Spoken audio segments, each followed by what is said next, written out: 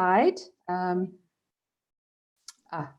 I have one slide just in terms of the agenda for this morning that I would like to share. So let me do that first. Sorry.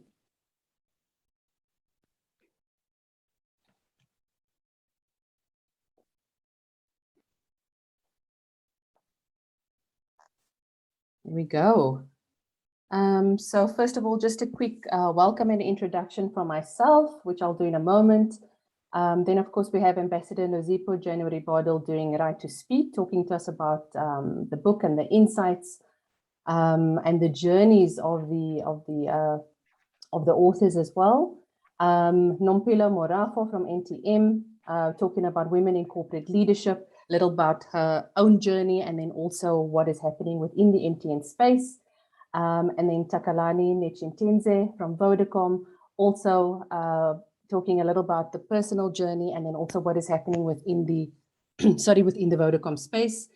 Hopefully there will be a little bit of time for questions and answers. We would normally have a compact dialogue for an hour. We have extended it to an hour and a half because we hopefully put in some questions and answers in that last little bit, and then closing as well. So I'm going to stop sharing because I think it's nice to see everyone. And then I'd like to just welcome you all with a little bit of context in terms of this particular event.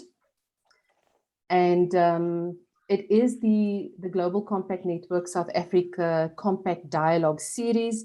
We will be having many more of these. Some of you would have attended a few of them previously. And of course, with it being August and with it being Women's Month in South Africa, we know that we need to celebrate women every day, and we do. But there's a particular focus during the month of August.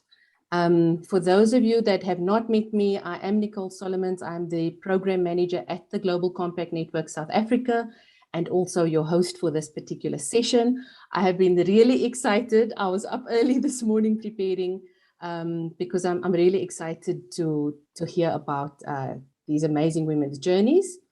And then just a little bit more about the context of the event. In particular, we obviously commemorate the 20,000 women who marched to the Union buildings in 1956. And we want to remember these women that came before us, because without them, they laid the stepping stones that we stand on today. And at the same time, we also celebrate the women amongst us who brave this journey on a daily basis, women like ourselves. And then we continue to aspire for an equal and just future for the women that are still to come. And we were talking about a little bit about our kids earlier. And I have two daughters, and I'm really excited about what this means for their future. So National Women's Day draws attention to persisting structural inequalities that women still face, affecting both social and economic life. And of course, we know this is in interrelated ways. We acknowledge this across the globe. There are countries and women that are in much worse situations than us in South Africa.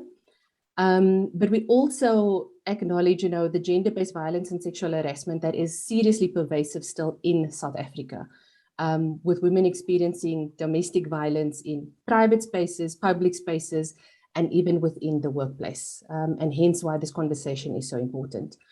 Companies must take a zero-tolerance approach to gender-based violence through the appropriate policies, practice, and procedures. And then, of course, we know that women still face entrenched barriers to economic opportunities. And this is evidenced by the low levels of women's representation at corporate leadership, low procurement spend on women-owned enterprises, and not to, of course, mention the gender pay gap. So in this session, we will not only discuss these gender inequalities and structural barriers that negatively affect women, but also what can the private sector do to empower women leaders, and also hear some of the inspiration, because it's not all doom and gloom. So we have three amazing speakers with us this morning, all accomplished leaders in their own right, and I will briefly introduce them now, and then further as the conversation unfolds as well. So to start off the conversation, Ambassador Nozipho January-Bardill, Chairperson of the Council of the Nelson Mandela University and Board Chair for the Global Compact Network South Africa. I think just to name a few of the hats.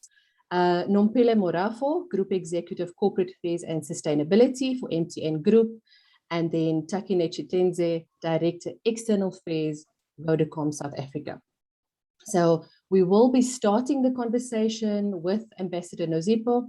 And I think, as many of us know her, passionate about human rights, ethical leadership, and social justice, institutional transformation in the public and private sectors, focusing on race and gender justice, has been central to her work in both South Africa and abroad. She has served on several corporate boards, and as mentioned, she is the chairperson of the Council of the Nelson Mandela University and the board chair of the Global Compact Network SA. So without any further ado, I'm just on time. Ambassador Nozipho, you are first up. So I just want to welcome you. Thank you very much. Thank you very much. I'm very, very, very happy to be here this morning and sharing spaces with Taki, Nompilo, Nelisa, and yourself, Nicole. And welcome to everybody else on the call. It's a pleasure. Thank you so much. I'm not going to introduce everybody else by in terms of conversation as yet. I think, Nozipho, if you could carry on, maybe talking a little bit about the book, what has inspired the writing of the book. I know there's a clip that you'd like to show as well, and possibly we can start off with that. You can, yes. I'll hand over to you. Okay, thank you. Well, you know, the book was inspired primarily by my own desire to write. And of course, when I talk about writing in this instance, I'm also talking about writing in English, because people also write in different languages. And in South Africa, in many ways, we haven't really explored the notion of writing in our own mother tongue languages. So for now, this really is about writing in English. I've always wanted to write. It's been something that I've always enjoyed doing, whether it's writing reports or whether it's writing a little poem here and there. I've written quite a number of articles in different books where, you know, people invite you to write a chapter. And so I've had some experience of being published before, but this was the first time that I actually decided to do a book. The reason is that I was also coming to the sort of sunset time of my working life. I had, in 2020, I had been on the board of AngloGold Ashanti for about 9 years almost. But then that was also the year that was my 70th birthday. So I knew that, you know, I was retired just before then, because the policy says that you've got to leave at 70. I mean, I would have loved to stay, but this was policy, so it had to be implemented. And you know, when things like this happen, you always think, okay, how can I reinvent myself? Because, you know, I still have a lot of energy in me. There's still a lot that can be done. And then this inside voice inside of me just said, why don't you write that book that you've always wanted to write?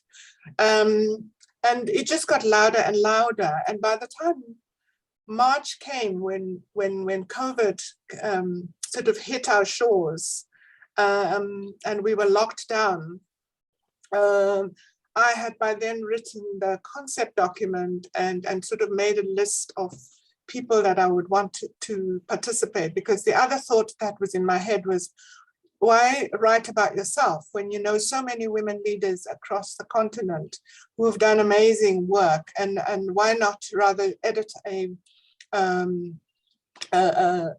you know, stories that they of their lives. And in a sense, that's how Right to Speak grew. I thought about the title, and the title Right to Speak just came from nowhere really, but for me it really represents what it means.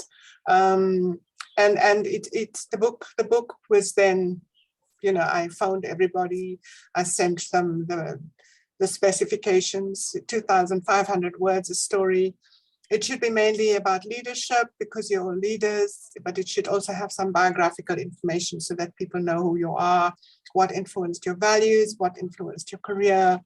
And well, interestingly enough, many of the women had never really written anything about themselves before. So they were quite intimidated by the notion of writing. And even though they said yes, they did qualify that by saying, we will need a lot of support. So really it was up to me to try and find that support for them. And I was able to get somebody to help me ghostwrite. Some of them wanted their stories to be ghostwritten. Others were willing to try, but there was a lot of back and forth in the editing process. And in the end, we got 55 women who wrote their stories from 23 African countries. It was very important for me that it's a Pan-African story, a book, because of my own personal politics, but also because I think as South Africans, the stereotype about us is that we are very, we are a bit isolating. And we isolate ourselves, and we don't often see ourselves as part of the continent. But for me, having worked at MTN for 4 years and having traveled the world and met so many Africans in other parts of the world where I've lived, I feel very African, continental African in myself. So it was only natural for the book to include women from other parts of the continent, and reaching out to them was very easy. It was not, because the networks are there, and most of them are activists and advocates for gender justice and equality, and are working in areas that advance women's rights. Yeah, so really that's the story about how the book started. So everybody got down to it. We used most of COVID, the lockdown in COVID, to write this book, and it was quite an interesting experience as well, because although I had planned to have it done by the end of 2020, I think we were all personally affected by the bereavements that we experienced. So many people passed on, and there's something about death, that just slows you down. It slows you down, and sometimes there were days that one couldn't do anything because it was just too hard. So in the end, we also decided, actually, let's just leave the book to evolve in its own time, and let's not be guided by time necessarily. And as it happened, we finished it at the end of June. We had it printed, and we were able to really make it visible during the month of August, throughout the month of August during Women's Month. And so, yeah, so it's there. It's I worked with a woman in Kenya who was she's a young designer. She's a tech person, she understands the digital world, which I don't. And it was quite interesting also working remotely with this 36-year-old who designed the cover of the book. I don't know if you can see it. Designed the cover of the book, and this is what it is. Yeah, so the women are very varied, a very wide diversity of women, and they literally come from Chad in North Africa, from Tunisia, from Somalia, from Ethiopia, from Nigeria, from Ghana, from the Congo, Sierra Leone, Liberia, and then all of Southern Africa, the BLS countries, Zimbabwe, and they range from ages. The youngest writer is 16 years old. She goes to school at St. Mary's, and she really considers herself a leader. And the oldest one is about 80 years old. And every generation in that between 16 and 80 is represented in the book. They come from the private sector. Some have been executives in the private sector. Some are entrepreneurs, social entrepreneurs who've just started their own businesses. There are sports people, women in the sporting world, talking about, the challenges that they've had to become leaders in the football world and in other sports. Then there are women also from the arts and culture, who write about, we've got two poets who write poems in the book.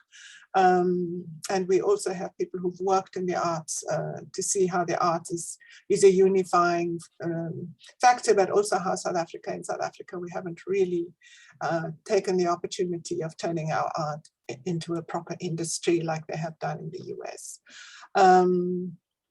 And then, of course, we have the gender and feminist activists, you know, who really struggle to change things because they're dealing with deeper societal issues. Women from parts of the north of the Limpopo who are dealing with mums and dad who want to marry them off at a young age. Women who have experienced female genital mutilation and talk about what that meant for their lives, but also a lot of how they have resisted some of these practices that have tended to hold them back. Women who have broken away from their communities but come back to serve those same communities that wanted to oppress them. So it's a very inspiring book in many ways. The stories are inspirational, and they are really just stories. And when I say stories, I want to emphasize the point that sometimes writing and publishing are made to be so rare, you know, and they're mystified.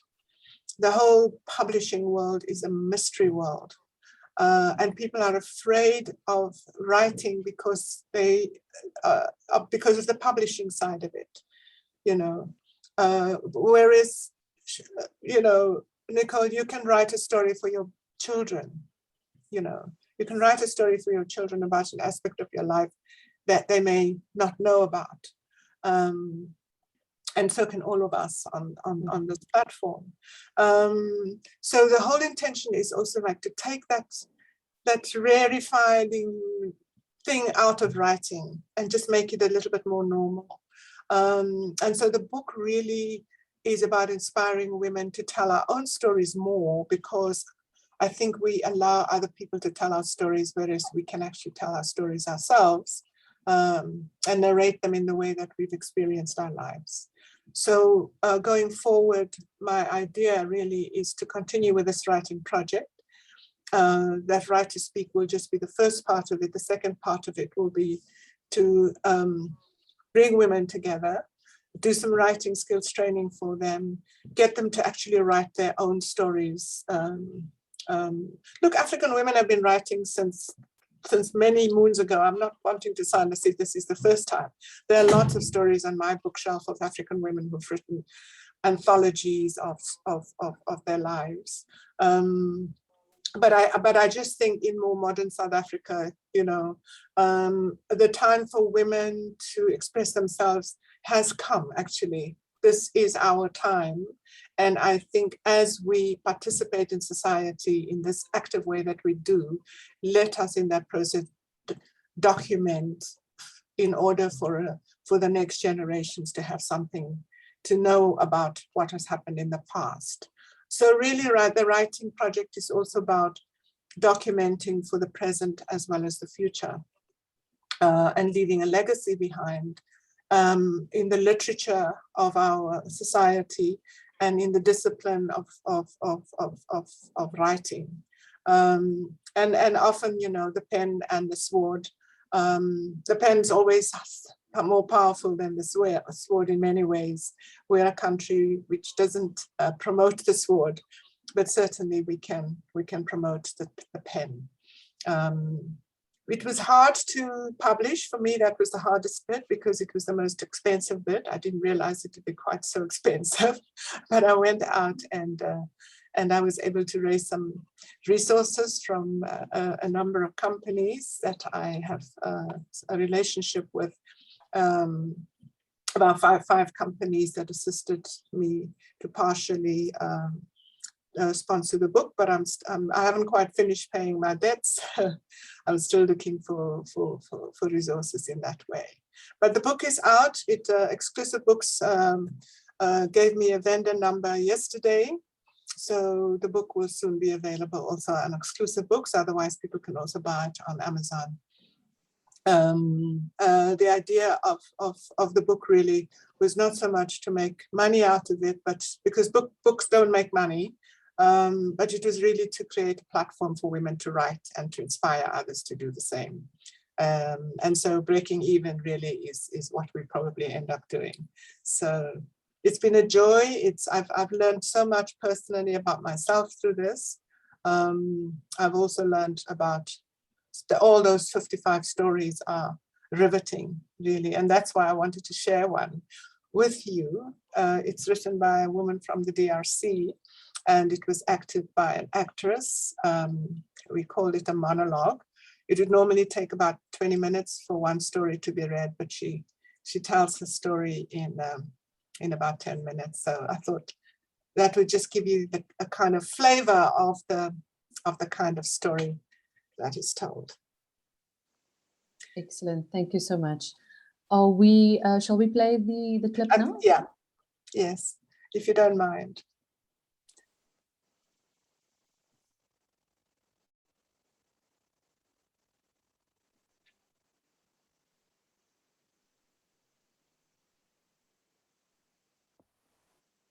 There is an African proverb that says, when two bulls fight, it is the grass that is crushed. I grew up in this land that is famed for its minerals, Lingala music, good-hearted people. Growing up in Watsa territory, my father taught me to speak.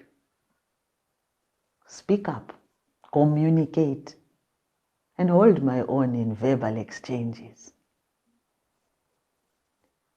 He and my mother ingrained in me a sense of justice, a sense of fairness, and a sense of compassion towards anybody in need. Now, while studying social sciences and history in Bunya, I developed an interest in journalism. After graduating in 1976, I worked for Radio Kandip as a journalist. This was a community radio station funded by the Belgian government. Being a journalist gave me access to local villages in a very, very, very intimate way. I started to realize that the women in the villages, they needed to be educated on maternal, on child health and nutrition. I became a very vital link to their access to human rights and also health information. Time and compassion earned me the trust of these women, and they start to call me Mama Julianne. Mama Julianne.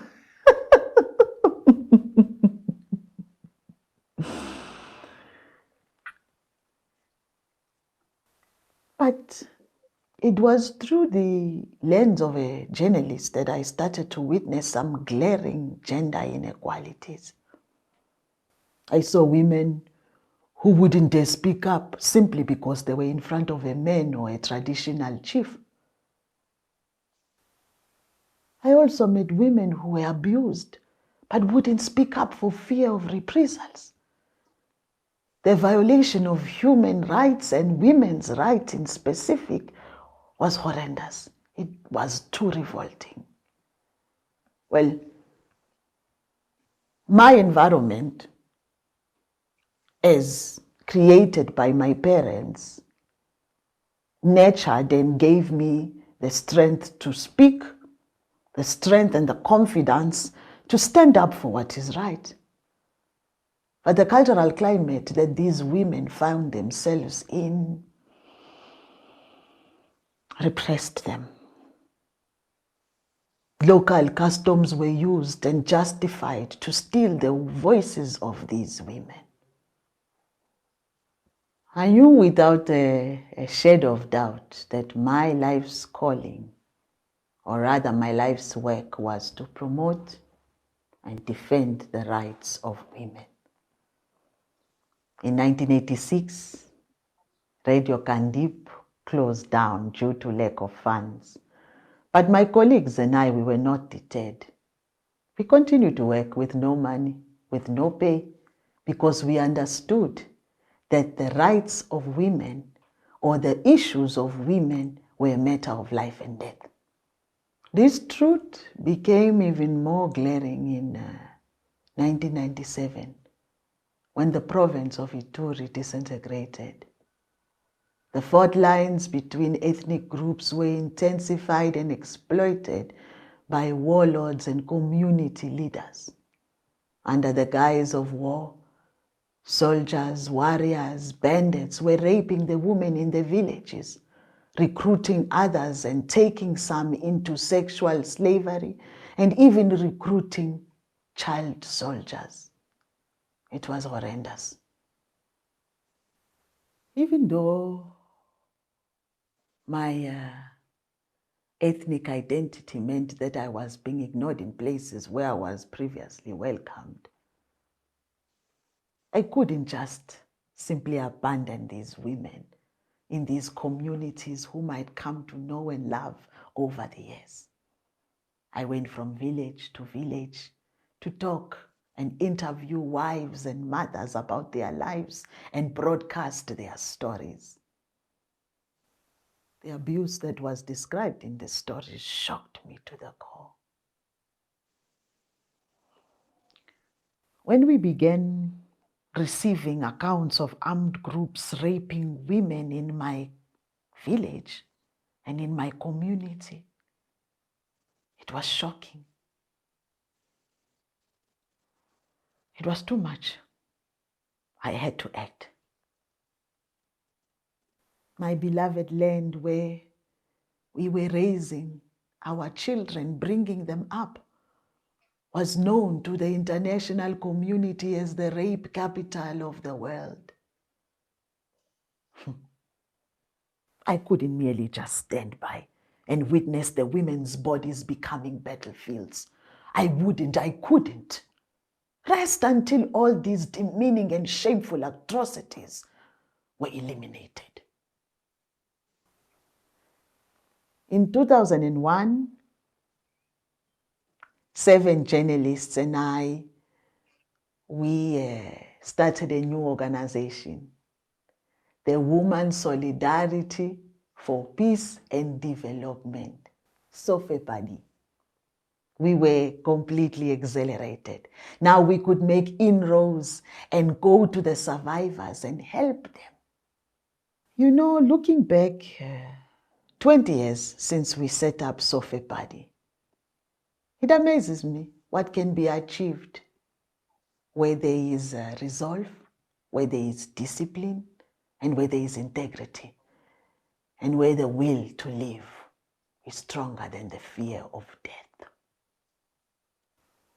It was and it still is hard to get the authorities at the national and international level to recognize the plight of the women and girls in my country. I have advocated before the UN and the DRC government officials that they need to take greater action in preventing sexual violence and assisting survivors.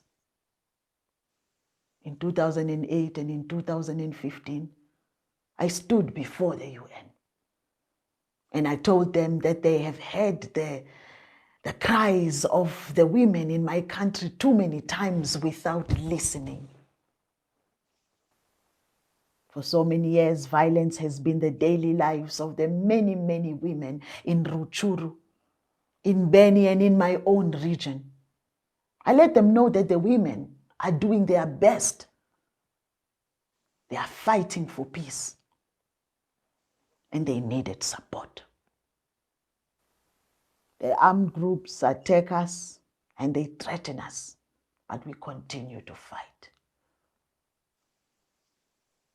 I told them that we are sensitizing the young people, telling them to disassociate with the armed groups and start to build conversation around lasting peace, not only for the villages, but for the country and the region.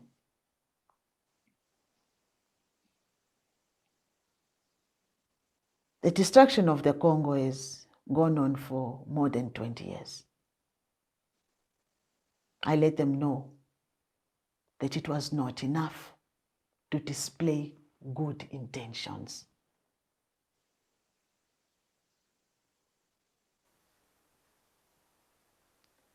It is abnormal that our children should be born in war, grow up in war, and grow old in war. I continue to work towards a better life for the women in my country and use my platform and voice to tell their story so that no other women or other girl can face the atrocities of war. Although the road is long, it is filled with twists and turns, it is nonetheless a road that we are willing to travel until we get our desired outcome, which is the empowerment of women.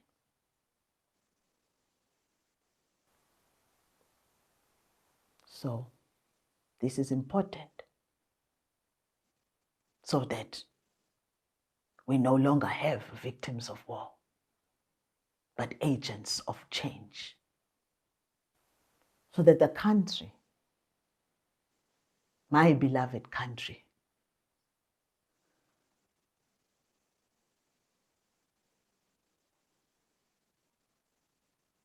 will once again know peace.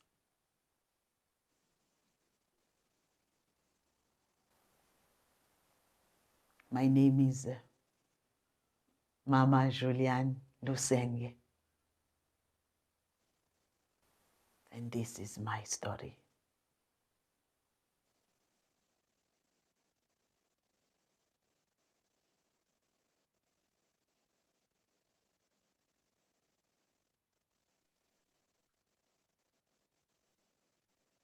Wow. How beautiful and powerful that was. Thank you so much. I almost think it's difficult to carry on. Thank you so much, Nozipho, for sharing that with us. Really powerful. I forgot to mention earlier, there is a lovely surprise at the end of the program. So please stay tuned. I'm not going to say what it is yet. But it's as amazing as the powerful narrative we've just heard and seen. So thank you so much. Thank you so much for that. I'm not going to allow questions right now. In terms of our timing, we can do that slightly later. I would love to hand over to Nompilo Morafo at this stage. Sure, there's a CV that I can read that's the length of my arm, but I think just to say that Nompilo joined MTN as Group Executive for Corporate Affairs and Sustainability in December 2018. She's responsible for managing MTN's reputation through coordination of corporate communication, sustainability, stakeholder engagement, and corporate social investment across the footprint. Seasoned corporate affairs executive, having served as country director for communications and public affairs at Lafarge. And prior to that, Nompilo was vice president and country manager for public affairs at Sasol as well. So welcome, Nompilo. I think that's quite an act to follow. But if you could please start the conversation by telling us about yourself, a little bit about your journey. And I think it's really important that we talk about the personal journey before we go into the corporate journey. So welcome. Pleased to have you here. Thank you, Nicole. I hope you can hear me well. Firstly, thank you so much for having me on the platform. I have a lot of respect for Ambassador Nozipho January-Bardill. I've had the privilege of working with her, across her, and getting to learn a lot of what she's done at MTN particularly. And I'm so glad to be on the same platform with my sister Taki this morning. I always say to her, we always meet at events. It's time that we actually have tea. So after the video that we've just seen, now we're really interested in reading the book. It's such a powerful story of strength for me. And I think my personal journey that I wanted to share this morning is that I come from a village that's not on the map, so I won't bother to direct you to it. But from my leadership perspective, that has built who I am. I grew up in a small village in KZN called Mshane, which is north of Durban. And from what I learned from leadership from that perspective is that I grew up in a village that was built by women. In our tradition, women make the most important decisions. They made decisions on where we go to school. They made decisions about where we actually gonna start learning. And I was raised by women that decided, although they were not educated themselves, that I must get a better chance to go to school. I must get a better chance to go to university. I must have a chance to actually drive a car. My grandmother used to tell me every day, you must drive a car. And I never understood the importance of that story, of her saying that to me all the time, up until I was at least 12 years old, when I realized that I've grown in a village where women did not drive cars. So for them, the lesson was that you need to be bigger than what you know. You need to look at your story from a positive light. What do you want to become because of your circumstance and the person that you are and the place where you've been raised from? So that's where my leadership started from, because I always say that for me, leadership is not about a position. It's not about that we've become so big, but it's mostly about action that you take on a daily basis to make a difference, either in your own life or in other people's lives. So that's always built my leadership journey. I've been fortunate. I've worked for very big organizations. I've been able to meet people that shape leaders, like the Ambassador Nozipho. I've met people that have been there to uphold you. Our careers and our leadership is built on the shoulders of people that went before us.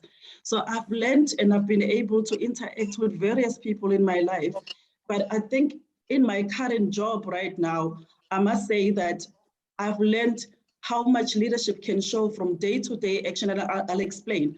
There's a team member in my team that I have. What she does is amazing. She's a mother, she's a wife, she's a lot of things, but she's that person that will solve everybody's problem. Like if you join MTN, if you are at MTN, she's there to help. She's there to show up on a daily basis. For me, that's leadership, because we are given an opportunity to lead every day. It's not about because you're sitting at a certain point of the organization, then you lead. Every day is an opportunity to do something different. Every day is an opportunity to make a difference. So that's been my leadership journey. And lastly, what I can share at this platform is that being true to myself has actually created consistency. For me, leadership is about being consistent. So if you're leading people and you're leading people in an organization and you're leading your own family, etc., it's very important that you're consistent. I always say this to my children, that your character and who you are and what you've learned and what you want to become and what you see in others actually shows through every day in everything that you do. And in that way, you're able to be consistent. People must know what to expect of you. You must not be a surprise. I think by now, if you were to ask anybody who works with me, I have been able to demonstrate my values and who I am in a way that people don't ask me for things that they know are not going to happen. So that for me creates consistency, because it's important in the way of how you show up on an everyday basis. So those are the three things that really in my life I've learned. One is that you take your community with you. That for me has been very important. I walk into every boardroom with the women that raised me behind me. Secondly, it's how you take action in everything that you do. Thirdly, remaining true to yourself so that you're consistent in everything that you do. Perfect. Thank you so much. And it talks to what the Julian Lusenke story in terms of it's not enough to display good intentions. And I think talking about taking action really talks to that, which brings us to also the business side, because it's imperative for business to take action. And I mentioned in the opening as well, how, you know, gender-based violence happens everywhere, whether it's a private space, public space, and even within the workplace. So is it possible, can you talk to us a little bit about what MTN is doing in that space, you know, supporting women within the workplace? So for MTN, I think in my role, I must share that I've been fortunate that I also look after the portfolio of sustainability, which is ESG. And it involves a lot in terms of how we take forward the issues of women in the workplace and outside of our window at MTN, and how we look at across our footprint.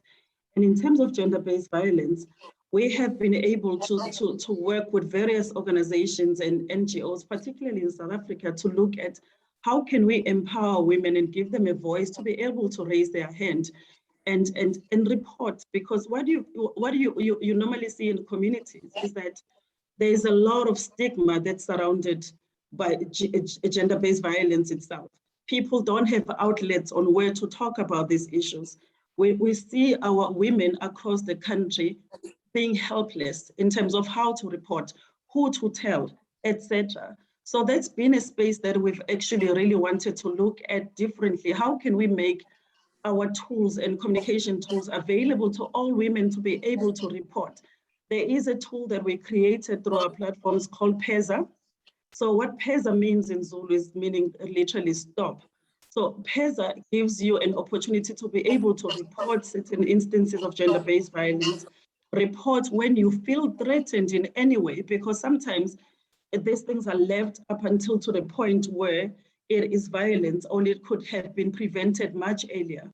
So there's been quite a lot of efforts from the organization also to sponsor organizations that are involved on the grassroots level. I think, like I mentioned before, having been raised in a community setup, I've realized the power of people coming together to solve certain issues.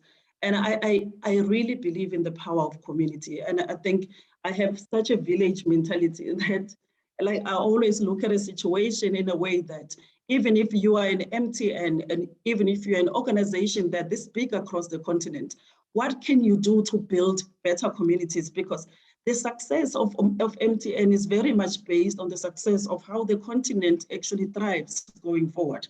So it's something that we take very seriously. And like I said, I've been fortunate that in my portfolio, I'm able to influence those conversations and actually make them more meaningful.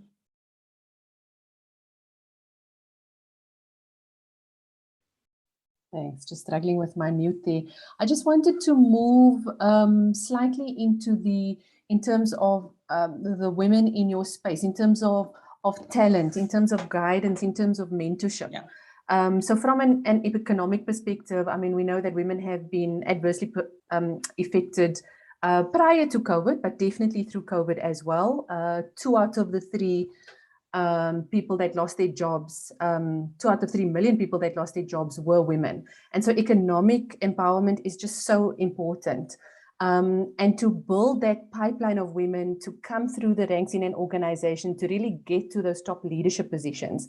Tell us a little bit about, you know, how you build that pipeline, mentorship, and getting women to those positions where they can also really make a difference. We know that there's the everyday leadership, but also growing women in terms of that representation at the highest level.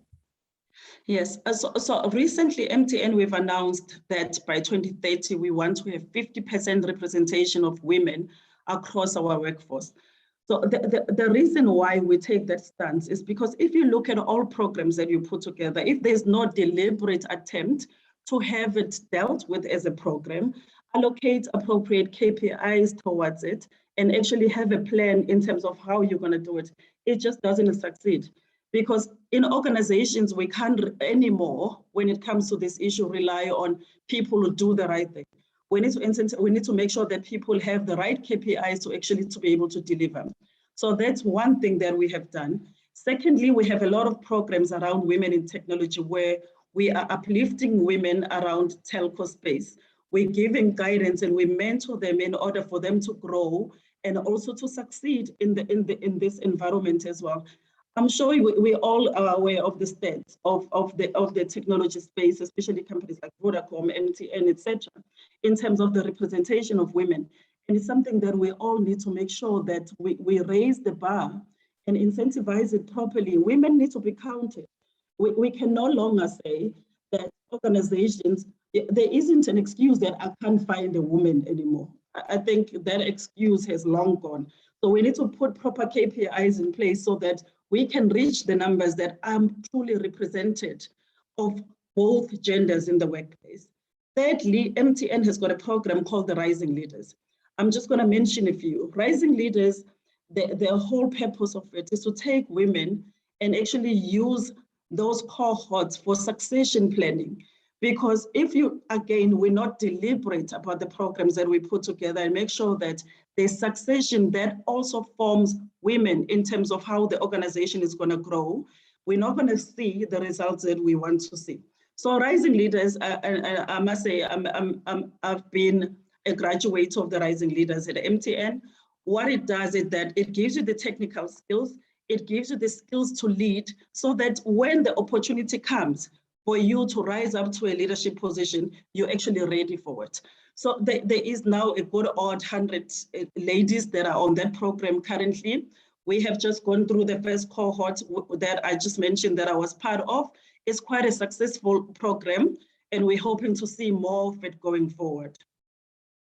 So there's quite a lot, but for me, what will really make a difference is the programs that are deliberate, they're more measured, and we can see the outcomes of that we can report against.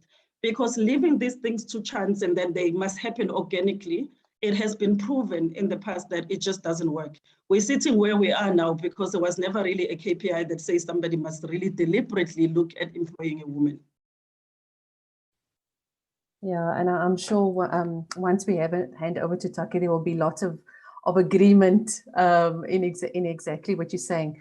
Nompilo, is there anything else that you want to share before we move over to Taki? I think we'll move over and then we'll open to the floor for questions. No, not at this stage. Thanks, Nicole. Okay, excellent. Thank you so much. We will come back to you in a moment. I just want to give Taki an opportunity to talk to us as well. So let me go through the lengthy CV, just a little bit of it.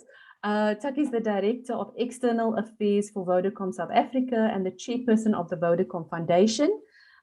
She is the Public Policy Development Expert with 20 years experience in public policy development and law writing in national security.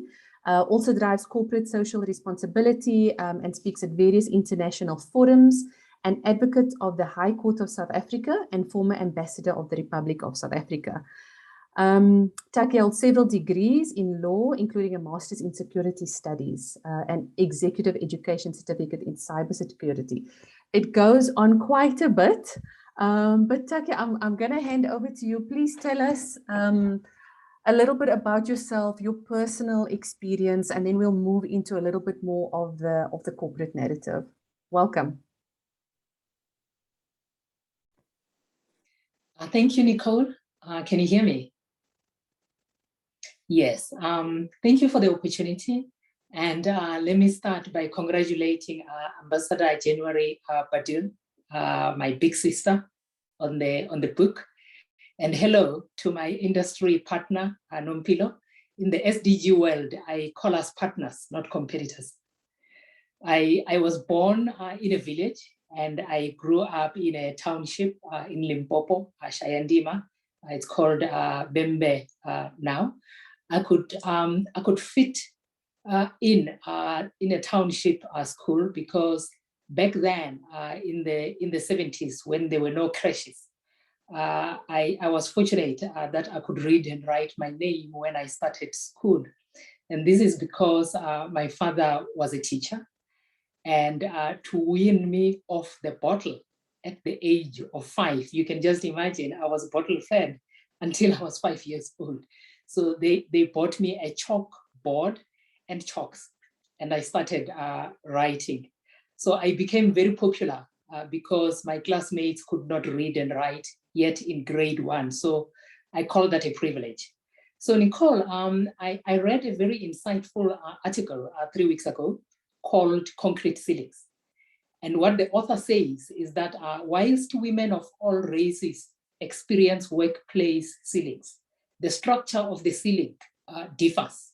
White women experience glass ceilings, and women of color experience concrete ceilings. And the difference is that with a glass ceiling, you can see through and aspire to go above the ceiling. Whereas with a concrete ceiling, it's dark, there's no hope, there are just no opportunities created, and it's even harder. But let me say that I have been very lucky in that I did not experience any of these ceilings in my career life. I have had a prosperous career life from the day that I entered the workplace, starting as a part-time lecturer, because one of my teachers, in whose class I was top student 8 years earlier in my first degree, he asked me to stand in for him when he was promoted to take more responsibilities because he believed in me. During this stint, I got a job as a junior legal advisor in government, and simultaneously got admitted as an advocate of the High Court.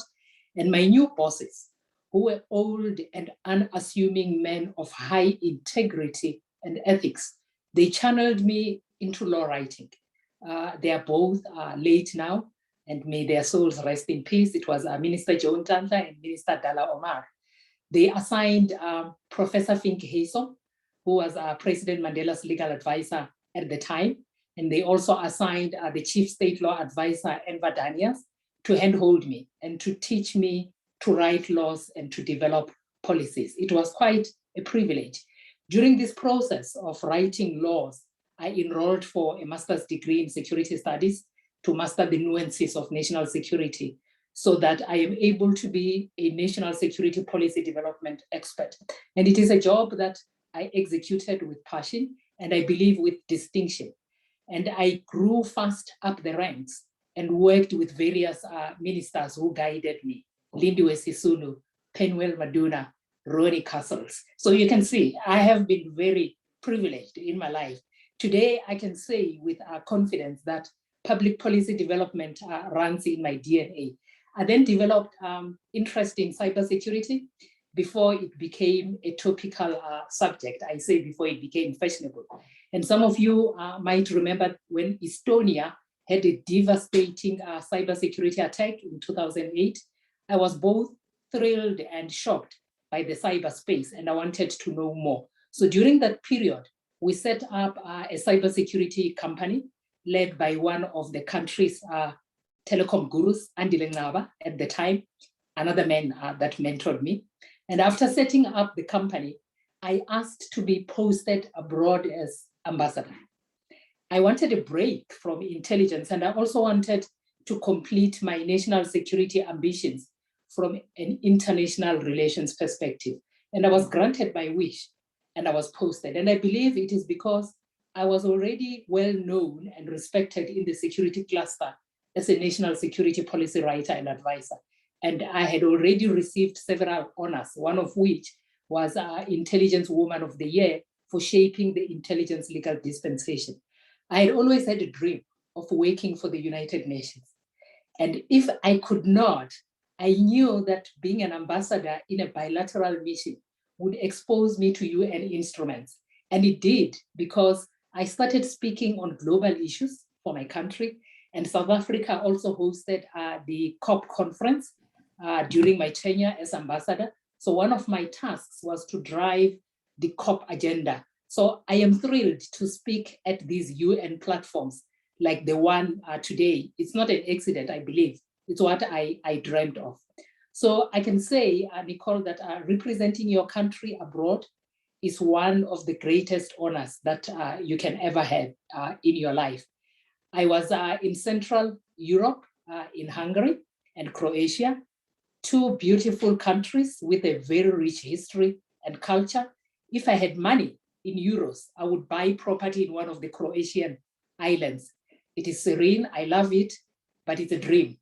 It was in Budapest where I received an award from ELTE University, one of the top universities in Hungary, for driving cultural and education diplomacy, which means that also as ambassador, I made a mark in a foreign country.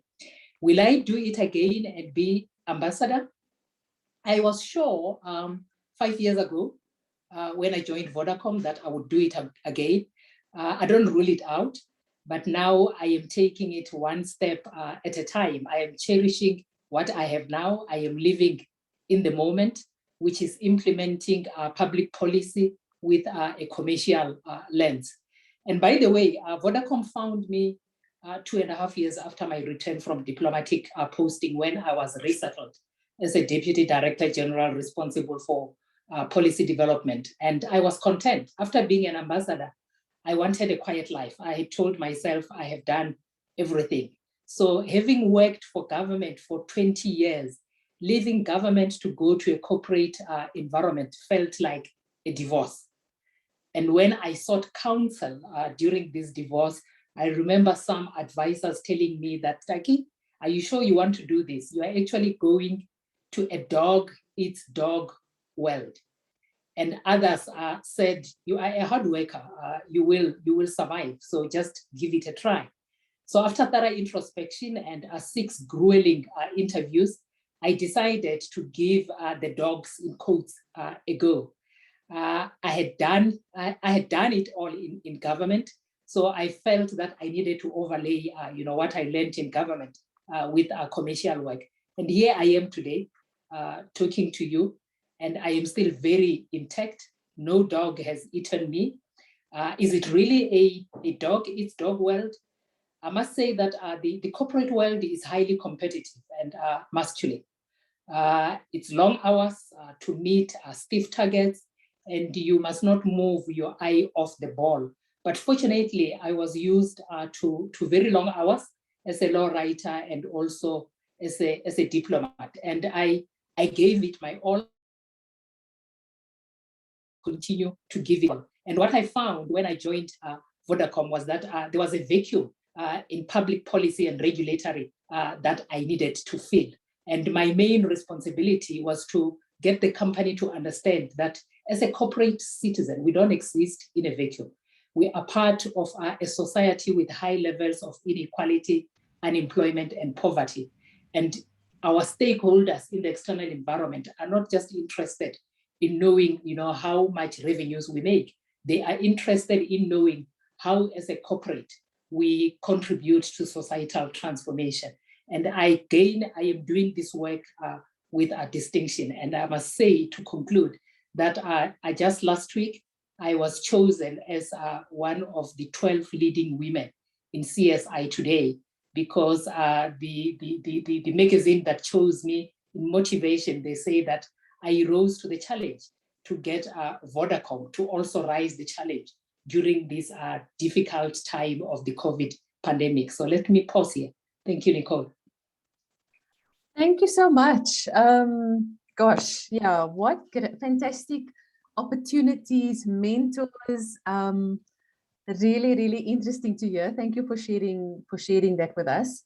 I'd really like to know, one of the questions I had in my head was about what type of support, in such a fantastic career and with that mentorship, what is that support? Because it's almost a best practice example, and how do we ensure that how do we duplicate that? How do we make sure that women get that type of support? I don't know if you can share with us any nuggets. Yes, I will also share my experience with you.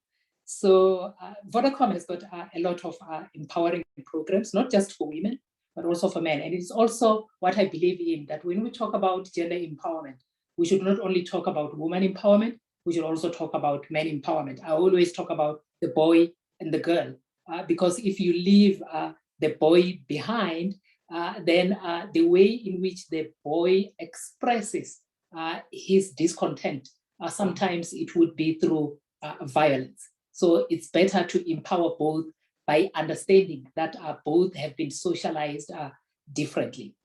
So in my 3rd year in Vodacom, I raised my hand and I volunteered for leadership coaching.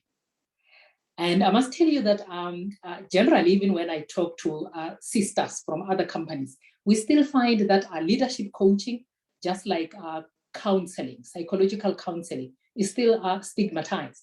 When you ask to get leadership coaching, the issue is like, are you sure you really want to do this? But you are a high achiever.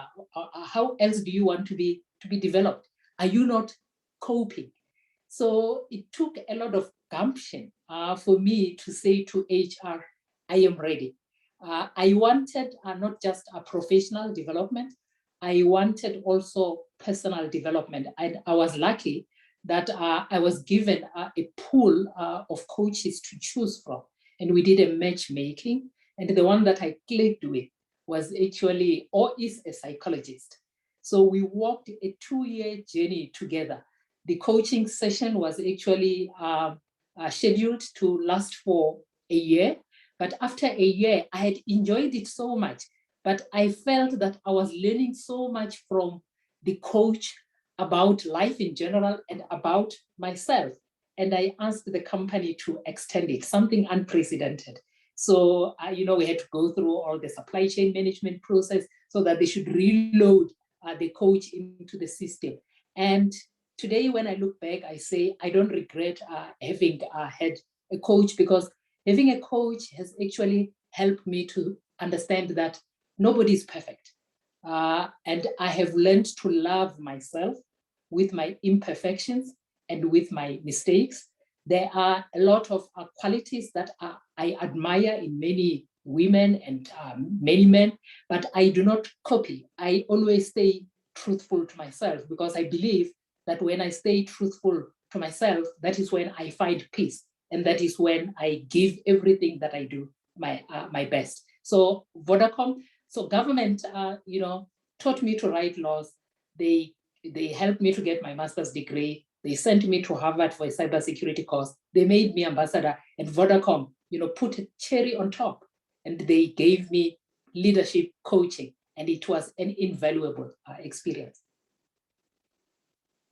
Thank you. I definitely think it is a best practice example, and we, if we could take that and duplicate it, we would have so many more opportunities. And just, you were talking about the concrete ceiling. I thought that was just so interesting. I don't know if you have any. I know you said that you haven't experienced it yourself. Do you think that, the examples that you have been giving, is that the way to break through that ceiling? What would you say for the women that are actually sitting in that position, experiencing that ceiling at the moment? What action should they be taking? I think it starts in believing in yourself. That's the first thing. And also education, that works wonders. Hard work, nothing can replace hard work. And also luck. And I say luck because I did not apply for the Vodacom job. Vodacom found me when I was content with my public policy development work. And I was not sure, as I mentioned, whether I needed, to make this leap from public sector into the private sector. But I felt that I needed to grow my horizon. So I believe that when you believe in yourself, you do get a lot of opportunities. And of course, because no human being is perfect, it is important to seek developmental opportunities. And that is why, with all my achievements, Nicole, I felt that let me get leadership coaching so that I should get personal and professional development. And today I feel more grounded, but I know it is a journey. So don't give up. And just to tell you about some of the things that we do in Vodacom in order to aspire young women, especially the women that are in the pipeline. So over and above the regulatory and public policy work that I do, I also drive inclusion for all and sustainability. And our Inclusion for All program fosters gender equality. And for me, it starts with knowing what needs to be changed. You cannot change things if you do not know what is broken. And it starts with creating an enabling environment for both men and women to thrive, but recognizing that women come from an unequal base with less opportunities. And Black women in particular come from an even lesser base. So over and above coaching, we also have leadership programs for women in partnership with certain universities whose names I will not mention because I did not ask for their permission to mention them here. There's also a woman networking forum for women to share their daily experiences and learnings in a safe space about a variety of subjects, which include their professional experiences, GBV, menopause, and many other struggles. And we also offer 6 months maternity leave because most women or some women, find that they cannot grow into higher positions because they also have family responsibilities, and they find it difficult, to juggle, professional with personal lives. So by granting women 6 months maternity leave, it gives them an opportunity, to be at home looking after their children. But we also give them an opportunity of coming back earlier if they want to. And when they come back, we do run a special program in order to receive them back, because in a tech environment, if you are away for 6 months, when you come back, you may find that things have completely changed. And therefore, in order to ensure that women don't find themselves lost when they come back, we do run special programs for that. And we also have our own Vodafone University, because our parent company is Vodafone. That platform has got bespoke courses that also target women empowerment. There are courses on sexual harassment, on domestic violence as well. And we also have a domestic violence policy, because we recognize that domestic violence does not only destroy the self-esteem of the affected person, it also impacts workplace performance. And what we are doing in order to augment the implementation of the policy, we also offer training to the supervisors so that they know what to do if Taki approaches her supervisor to say, I am experiencing domestic violence, so that the issue should be handled with a sensitivity. And myself, I anchor lunch and learn sessions where I bring women and men together and we talk about gender empowerment issues. And then we also have a phenomenal program, which we call the Youth Exco, where the under 30s are chosen and they shadow Exco members. So it's called a Youth Exco. And this helps these young people to be able to understand decision-making, executive decision-making in the company. And my shadow, for instance, she tests her ideas with me on a regular basis and I give her guidance. So it's like mentoring, although we don't call it mentoring, but it affords an opportunity for the EXCO members to mentor these young people. And then we also have an LGBTIQ+ forum where we sit together so that we talk about, the challenges, that people from different backgrounds are experiencing. And because I'm head of the foundation, we also drive gender empowerment programs where we empower using technology, women in farming, and we are also a leader in the fight against gender-based violence. And guided by the Sustainable Development Goals, we don't do this alone. We do this in partnership with the presidency and the Department of Social Development. I can go on for the whole day, but let me stop here. Thank you. I can see that. Thank you so much. Thank you for sharing all those fantastic initiatives. Thank you for sharing your personal experience. I just want to highlight those 4 things that you said again. Education, believing in yourself, luck was the 3rd, and then you've actually added seek development opportunities. So I think, it doesn't matter where you are, because you came in at quite a high level, you still seeked those development opportunities. So always looking to improve yourself. So thank you so much for that. I want to open up to the floor for questions. I know we've gone on quite a while and have not opened up for questions yet. Please, please, please, this is your opportunity to do so. We'll just give it a couple of minutes and then we'll start closing. And if it's okay with the speakers, that the audience asks any one of you, well, not anything, but anything that is relevant to this particular conversation. Yeah. We are a smallish group, so please unmute yourself if you'd like to ask.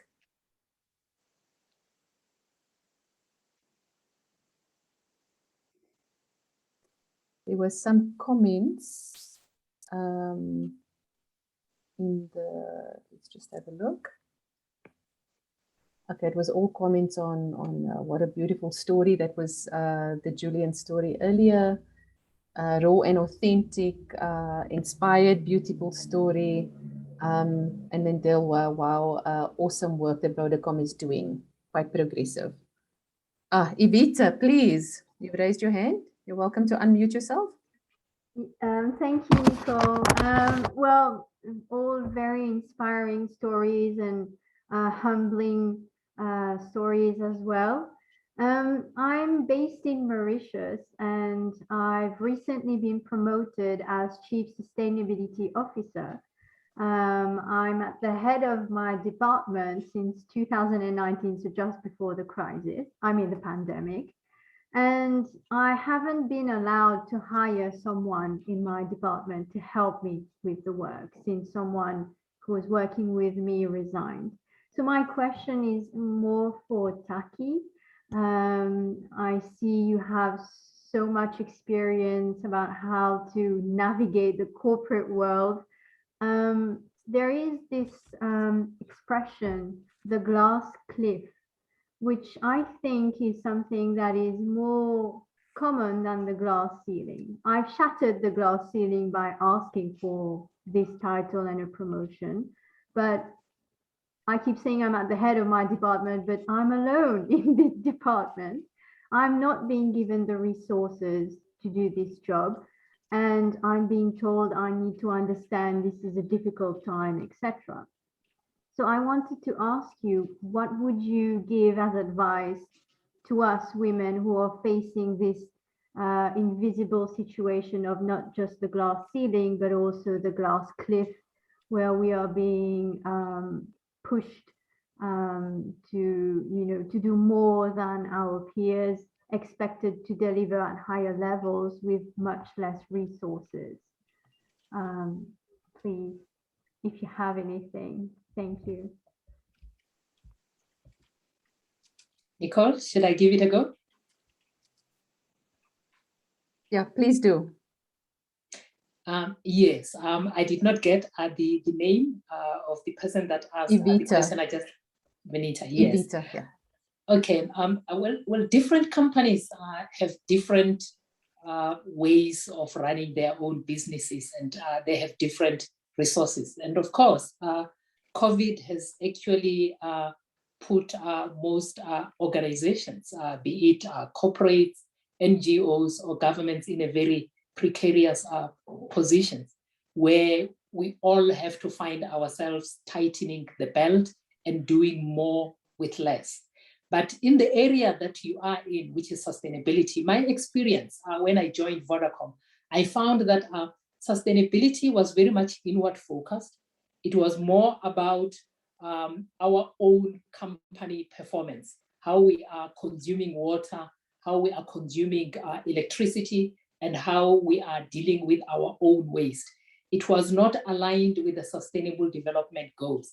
And the first thing that I needed to do with my passion for the UN work and having been an ambassador, I introduced the Sustainable Development Goal, and we socialized all business units, chiefs, for them to understand that as a company, we do not exist in a vacuum.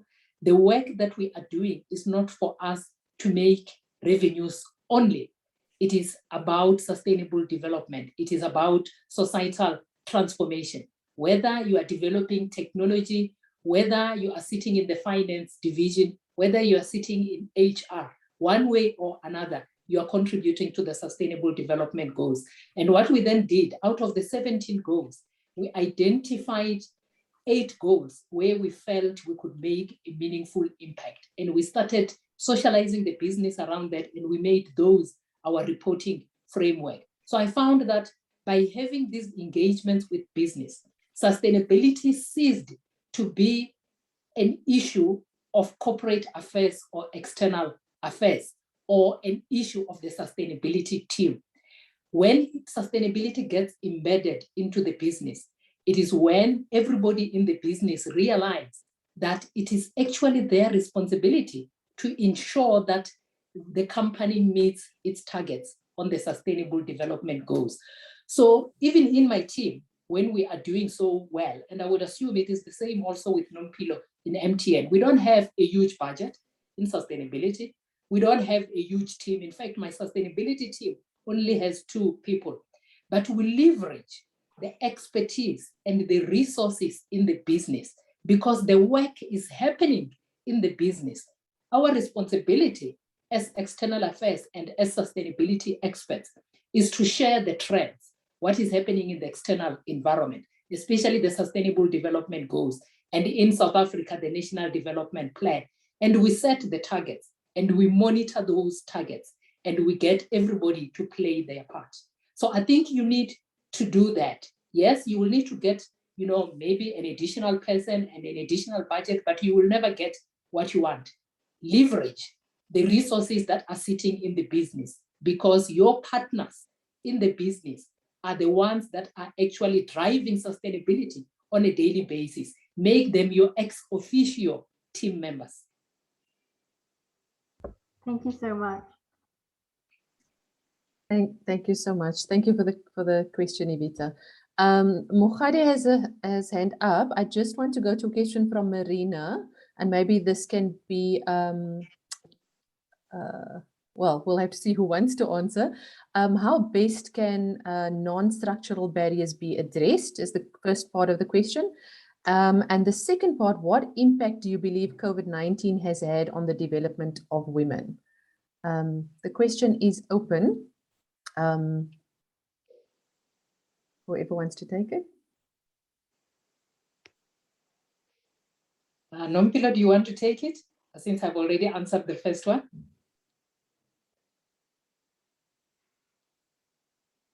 Okay, let me give it a go and then Nompilo will add. Yeah. Yes. Yeah, I will deal with the COVID part first. I already mentioned that women come from a society that actually does not empower them. We come from a lower base compared to men. And this is a result of socialization because when we grow up from a very young age, boys and girls are socialized differently.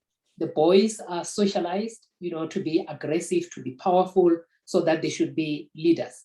And the girl is socialized to be submissive and not to raise her voice and to behave in a particular way because what is thought of the girl to do is for her to get married. Of course, this is changing with time, but it is a journey that we are walking. So as women, we have household chores that we run over and above our corporate responsibilities. So when you finish your work, you have to go back home and you have to deal with household chores. And it's very difficult to find that balance. Now, COVID actually accentuated these challenges with people working from home because you have to find yourself, juggling work with the pre-COVID household chores, and then with the children learning from school. Then if they're homeschooled, then it means you have to take time off to ensure that they attend to their online lessons, and you still also have to assist them with homework. If you also have a partner or a bigger family and everybody is working from home, it is usually the woman who has to make sure that everybody is provided for. I was actually talking to some of my colleagues and I'm saying, it's like in the past 12 months, everything is breaking at home. And that person said, remember, there's too much traffic because everybody is in the house right now. And when things break, what happens? You have to stop working and you have to attend to make sure that the stove is working. You must make sure that everything is working. So what do we need to do as women? And that is where I believe that coaching is phenomenal. Because I have received that leadership coaching, I do acknowledge that I do have weaknesses and I have strengths. I cannot be a superwoman. I can only just be a human being. There are certain things that I cannot do. For instance, I did not bring back my domestic worker because she commutes for her safety and for my own safety. And I also have a medical professional in the house, but I continue paying her because I cannot just leave her destitute. This means that I must attend to the household chores, but I tell myself I'm not getting paid to make sure that the house is clean. So I only clean it when I have time. If I don't have time, I leave it. I don't care who judges me. It is my house. It is my space. If I have time to do it, I do it. And sometimes I find that when I do it, it actually refreshes me. It's like exercise. So you must choose your own path and say, this is what I want to do. And whatever you do, you must give it your all. Thanks. Thank you. Nompilo, do you want to maybe answer the first part of the question? Thank you. I wanted to speak briefly about non-structural barriers. It is, unfortunately, it's there. It's not something that we can say we don't experience on a daily basis. Being women, being mothers, being wives, being we play a lot of roles in our organizations that are seen and perceived in a certain way. I'll just tell a very short story. I once worked for a line manager that had serious problem with my hair. So I have dreadlocks. And she used to tell me every day, and this was like everyday thing for her, that my hair is always gonna get in the way of my success. I internalized this, I was very young. And for that reason, I kept my hair up. I always tied it up because I didn't want, all of a sudden, I didn't want people to see that I have dreadlocks because apparently they're seen in a certain way in the corporate world. As I grow, and these are the things we unlearn, then you get a confidence through coaching, through having different conversations with different people. I have what I call a personal board, and it consists of different people in my life, my family, some of my friends, and people that inspire me in the corporate world. And the more you have conversations, even in informal structures of coaching, like Taki has mentioned, it builds you. Every day we learn. That's why for me, leadership is something that you learn on a daily basis, just how you show up and the actions you take and how you inspire others. So non-structural barriers, it's something that's always going to be there. And the people that I mentor, I always say that it's up to you how you deal with those situations, because you can only manage yourself, not others. Although organizations, they do put in structures around unconscious bias. How do we get over certain barriers? Because the learning that we have to go through and the journey of leadership for women, it has to be taken on board by men as well. We cannot go through this journey alone, because the unconscious biasness of how organizations have structured themselves will always be there, but it's something that continuously we have to learn to teach people what certain things mean, because dreadlocks have nothing to do with how I work. It's my hair, and my hair doesn't make who I am. So it's all those things. I can tell you all kinds of stories, Marina. I think you are at MTN, you've seen how things are done, and for women to overcome certain issues that we deal with, it will take us having open and honest conversations about things that we encounter on a daily basis. I always say to people that I struggle sometimes with watching platforms of this sort, because there's never really enough time to unpack issues. And I still get a feeling that women are still not genuine. We're still not telling the truth about our experiences. We're still not, because the only time these things are going to end and then we're going to all learn from each other is when we actually address the issues from what they are, not what we wish they could be. So it's something that I've learned, and I think hopefully in future, the UN, etc., have done so much work around issues of women that they've been highlighted so much that if you do not know right now, it's because sometimes you just don't want to. So we need to take those opportunities as opportunities to learn, all of us, because what I'm talking about my hair was not from a man, it was from a woman. So it's how also as women we treat each other. There is a question, Nicole, you asked that said, what would you wish, what could I wish I could have learned earlier in my career? What I wish somebody could have done for me earlier in my career was that actually the power of actually being involved in somebody else's life is much bigger than the things that you could ever do for them. Just showing up and being present. And especially as women, there is power in other women knowing that if you are in the exco or you're in certain structures, that you're taking them with you in that room. There's so much power because that trust comes with confidence from some people that are at the lower levels that are looking up to you. So that's how I could answer Marina's question. It's a big thing, and I don't think it will ever end quickly, but it's a journey of learning. Thank you. Thank you, first of all, Marina, for the question. And thank you to both of you for the answers. I love the story about the hair. I have big curly hair that I have to, get down most of the time. So I've also experienced a lot of that. So thank you so much for that answer. We have 2 hands up and we have 1 minute. So let's see what we can get done. And please don't leave. Remember, I have a little bit of a surprise. It's actually a very nice surprise. Mohadi, do you want to go next? Yes. Thank you so much. This has been so insightful. I think my struggle with corporate is around authenticity, of being a female and being vulnerable in male spaces. What I've seen is that when you are, because I'm in the mining space, so it's predominantly males, and if you want to get along, you have to sort of become part of the boys' club.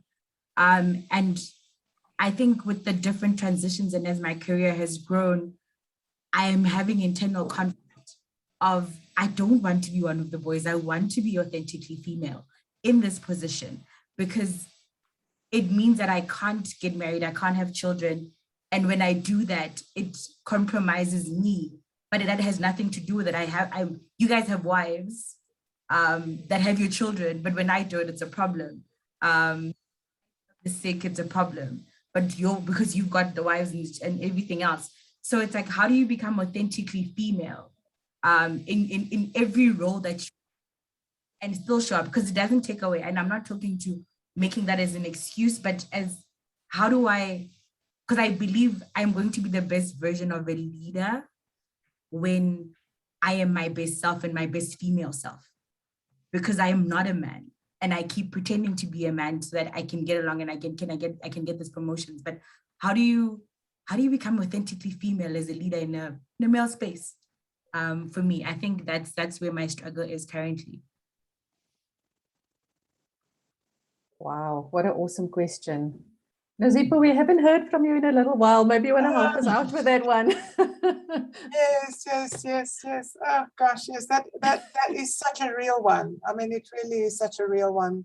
Maintaining your femininity, but also, just your sex, because it's about sex and in the workplace.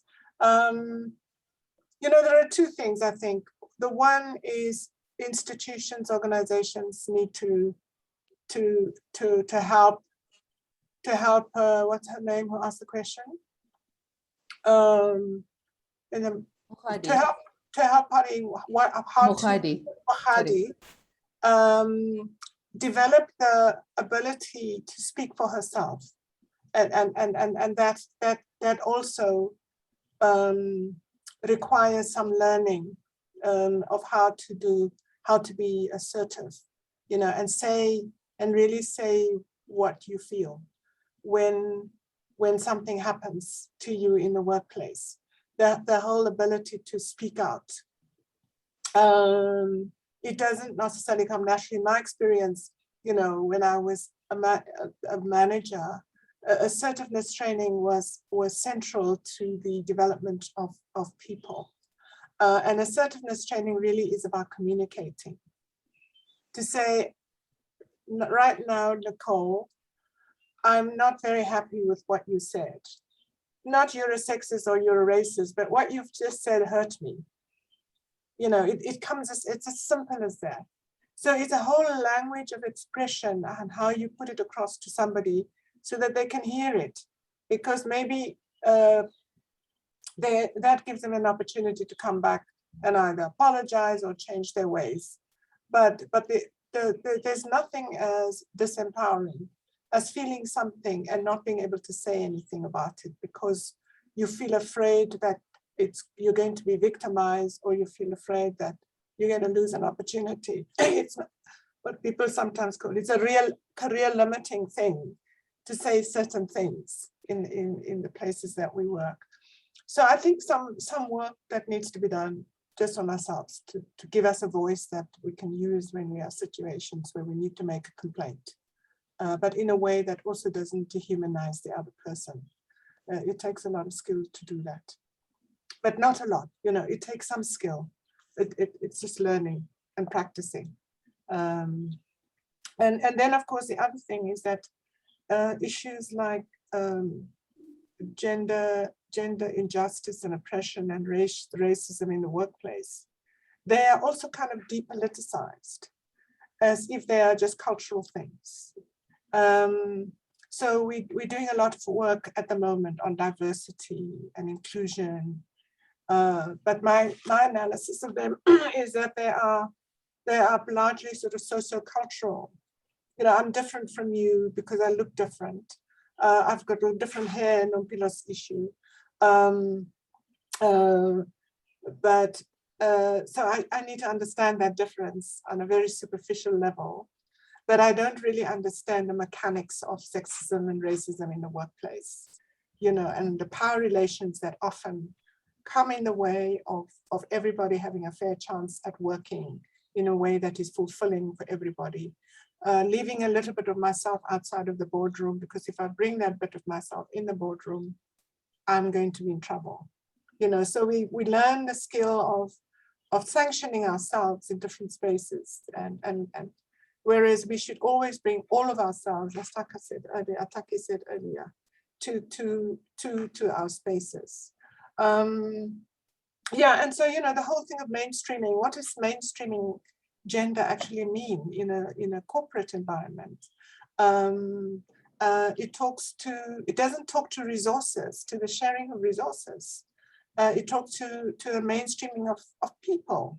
Whereas for me, it's about the mainstreaming of resources, of how you share the resources in the institution so that everybody gets a fair chance to do the things that need to be done. So yeah, so there's lots of ways in which we can take advantage of this, but we need to change how we understand some of these things, because they have become so common now that we have all misinterpreted, I think, the idea of mainstreaming, of integration, you know, of diversity and inclusion. And yes, I understand that it's a new language, but underneath it, it's just something that has been made more palatable to avoid talking about the real issues. So I'm going to leave you on that very controversial note. Yeah, I mean, Nicole, maybe just to add, to give, again, I forgot the name of the person that asked the question. Mohadi. The telco sector, you are not alone. The corporate sector by its nature is masculine. The telco and mining sector are very masculine. Very masculine. And that is why when we have lunch and learn sessions, we include men, because we need to recognize that men also have their own societal struggles.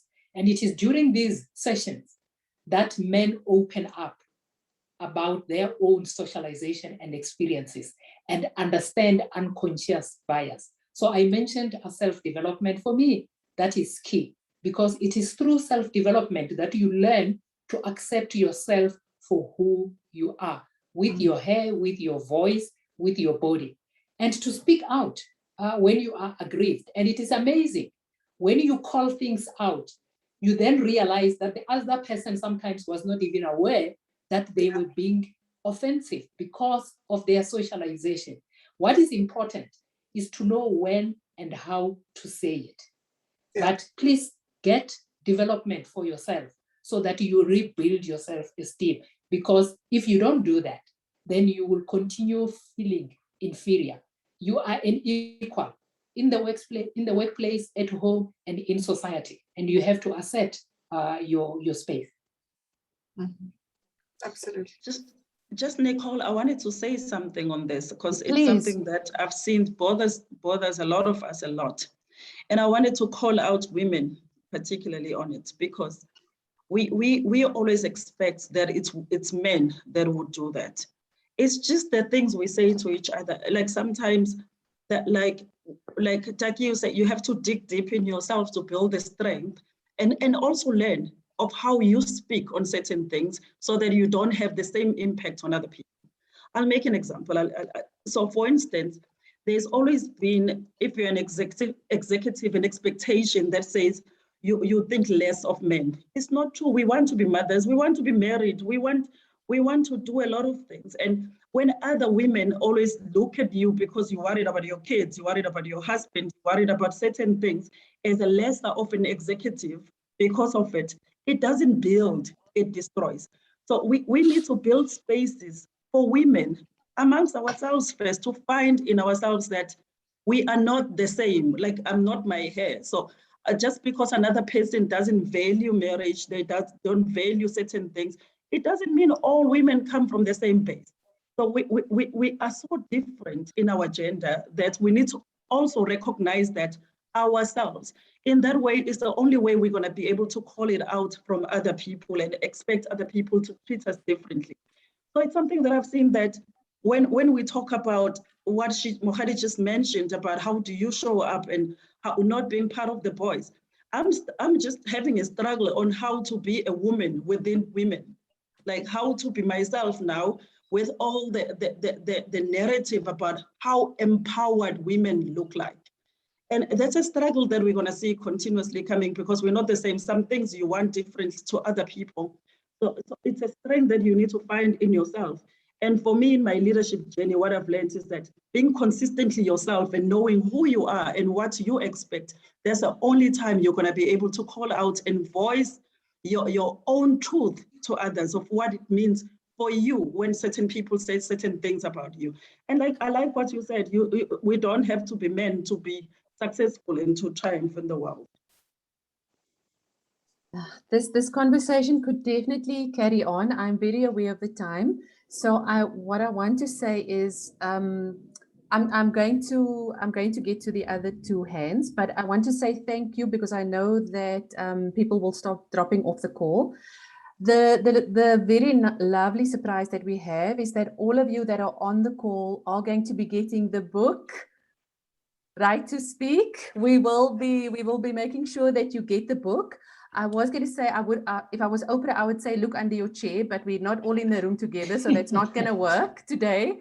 But that is the surprise. So if you are on the call, you will be getting the book. So thank you for your time. If the speakers are available for another 5 minutes, we can take the other calls, but I'm under no expectation or assumption that if anybody has any more time available.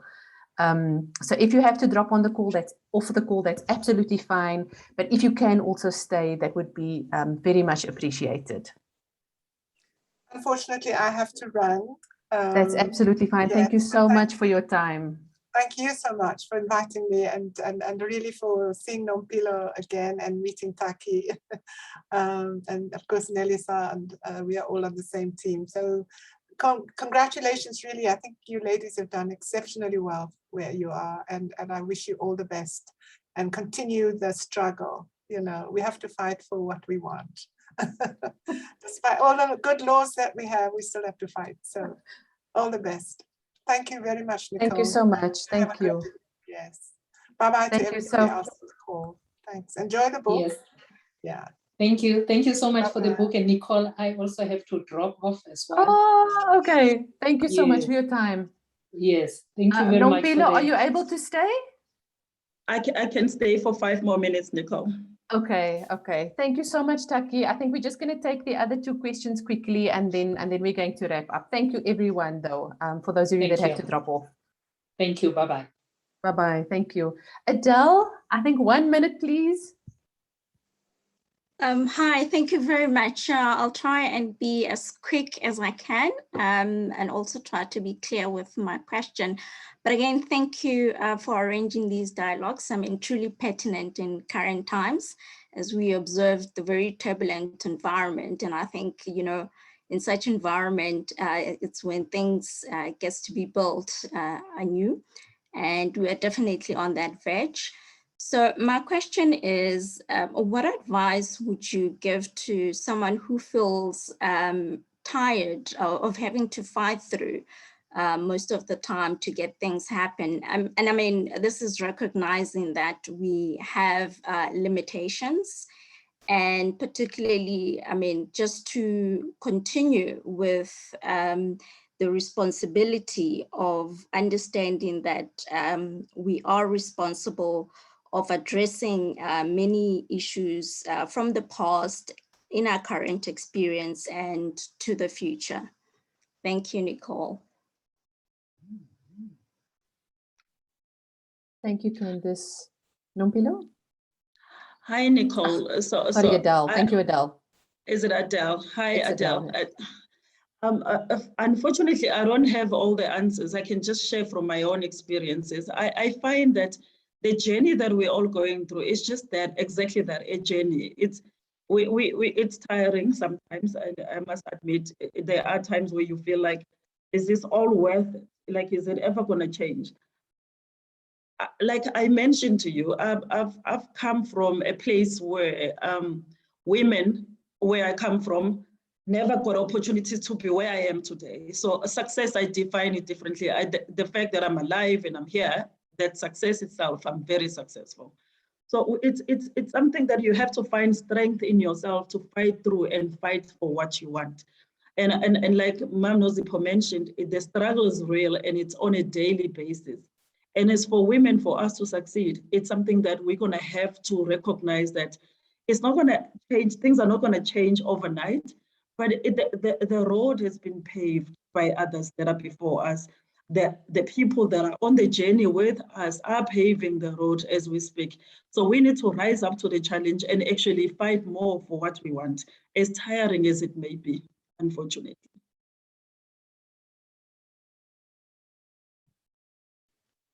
Thank you. I think, Candice, it's the last question for the day. Thank you so much, Nompilo, for staying on. Candice, 1 minute, 30 seconds.